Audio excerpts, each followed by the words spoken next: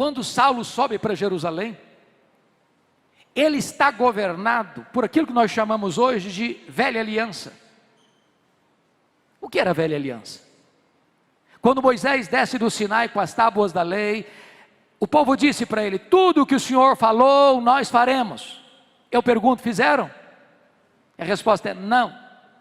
Por que não? Faltava-lhes sinceridade? Muito mais, faltava-lhes poder.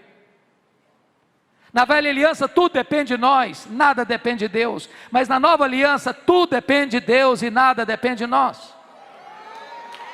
A doutrina da nova aliança foi ensinada pelo próprio apóstolo Paulo, na sua segunda carta aos Coríntios, a partir do capítulo 2, verso 14. Graças, porém, a Deus, que em Cristo sempre nos conduz em triunfo, e por meio de nós manifesta a fragrância do seu conhecimento, tanto nos que são salvos como nos que se perdem. Para uns cheiro de morte para a morte, para outros aroma de vida para a vida. Mas quem, porém, é suficiente para essas coisas? A pergunta fica no ar no capítulo 2, verso 16, de 2 aos Coríntios, sem resposta. E a resposta só chega no capítulo 3, versos 4 a 6, quando Paulo diz: a nossa suficiência vem de Deus. Então eu quero lhes dizer que quando Saulo sobe para Jerusalém, ele sobe ainda regido pela velha aliança. E eu quero lhes dizer por quê. Primeiro, porque ele sobe pensando que ele vai ser o grande líder da igreja em Jerusalém. E ele tem motivos para pensar assim. Primeiro, porque todos os apóstolos de Jesus, exceto Judas Iscariotes, eram galileus.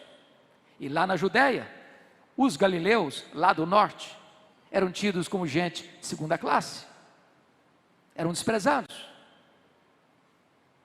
E Saulo pensou: esses homens galileus aqui em Jerusalém não vão conseguir nada, aqui precisa de um líder, e eu tenho o melhor perfil, eu tenho o melhor currículo, eu sou o cara, eu vou ocupar esse espaço. Mas em segundo lugar, ele tinha uma outra razão. Todos os apóstolos de Jesus eram homens iletrados, e Jerusalém era a capital intelectual da teologia. Lá estava o Sinédrio, lá estavam os escribas, lá estavam os fariseus, lá estavam os saduceus, lá estava a elite religiosa de Israel. E Saulo pensou: esses homens, além de galileus, incultos, não vão conseguir nada aqui. Mas quando ele chega na cidade de Jerusalém, diz Atos 9, 26, que não alguns, não a maioria, mas todos os discípulos não acreditaram na conversão dele. Pensaram que ele estava sabotando a fé cristã e que ele estava conspirando contra o cristianismo, e bater a porta da igreja na cara dele. Para quem queria ser líder, nem recebido foi. Deus dá o primeiro golpe no orgulho dele.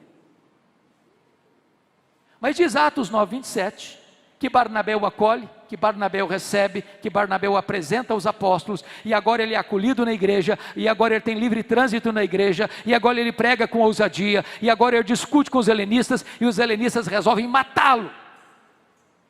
Então diz Atos 9:30, que os discípulos se reúnem, os membros da igreja se reúnem e dizem assim para ele: ô Saulo, você tem que ir embora da nossa igreja, você não pode ser o pastor da nossa igreja, você tem que ir embora. Ô irmãos, é muito complicado quando um pastor acha que deve ficar na igreja e os membros da igreja todos estão convencidos que o pastor deve sair da igreja. Sabe o que aconteceu com ele? Ele não foi embora. Mas diz Atos 22, versos 17 a 19, aliás 17 a 21, que não foram apenas os membros da igreja que queriam que ele fosse embora, não. O próprio Deus apareceu para ele e disse para ele: vai embora de Jerusalém, que eles não vão te ouvir. Ora, irmão, ser mandado embora de uma igreja pela liderança da igreja ou pelos membros da igreja é uma coisa, mas ser mandado embora da igreja pelo próprio Deus, parece que não resta mais opção. Sabe o que aconteceu com ele? Ele não foi embora. Ao contrário, no versículo 18, 19, ele começa a argumentar com Deus, ele começa a dizer para Deus: ó Deus, eu persegui a igreja aqui, eu até era testemunho quando Estevão foi apedrejado, eu guardei as vestes daqueles que o apedrejaram. Sabe o que ele está dizendo para Deus? Deus, o senhor pensa melhor, o senhor pensa direito, o senhor não pode cometer esse erro estratégico. Eu sou um cara insubstituível aqui. Se eu for embora dessa igreja, essa igreja não prospera. Essa igreja precisa de mim, eu tenho o melhor currículo, eu tenho o melhor preparo, eu tenho a melhor performance para liderar a igreja aqui em Jerusalém. Sabe o que aconteceu? Deus não mudou, foi Saulo quem teve que mudar e mudar-se, porque Deus diz, vai! Sabe o que aconteceu com ele? Ele não foi. Volte os olhos comigo para Atos 9:30. Diz Atos 9:30 que os discípulos se reuniram e levaram Saulo de Jerusalém para Cesareia. Preste atenção, ele não foi, ele foi levado, ele não saiu, saíram com ele. Ele saiu de Jerusalém como Ló saiu de Sodoma, a reboque. Mas o levaram para onde depois? Para Tarso. Onde era Tarso? A cidade que ele nasceu. Sabe o que Deus está dizendo para esse cara que se acha insubstituível? Meu filho, se você pensa que eu preciso de você, você está muito enganado, é você que precisa de mim, então faça-me o favor, arrume as malas e volte para casa. Sabe o que Deus está fazendo? Deus está trabalhando nele, para depois trabalhar através dele, porque Deus está mais interessado em quem você é, do que no que você faz.